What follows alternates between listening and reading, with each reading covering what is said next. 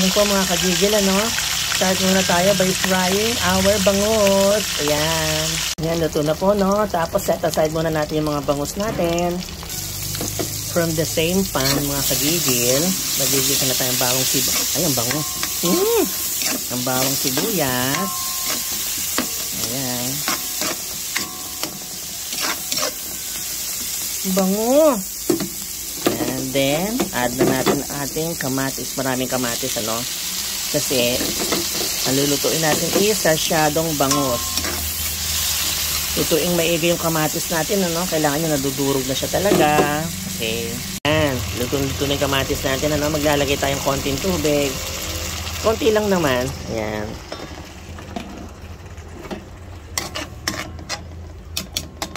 Napakuluan na natin yung tubig na yan, ano? So, lalagay na natin yung ating mga bangus.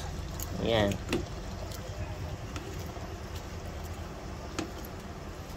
Sinishake-shake pang gano'n. Okay. Sandali lang yan. Parang i-simmer lang natin. Maglagay lang tayo ng konting pampalasa. Kasi may asin naman na yung fish natin, ano? Ayan. Tapos lagyan na po natin yung ating itlog na binate, no? Dahan-dahan lang. Ayan. Palibot natin. Hintayin lang natin maluto. Now, hindi natin hahaluin. Ayan. Luto na. Uy, ang ganda ng ating sarsyadong bangus. Tikman na po natin.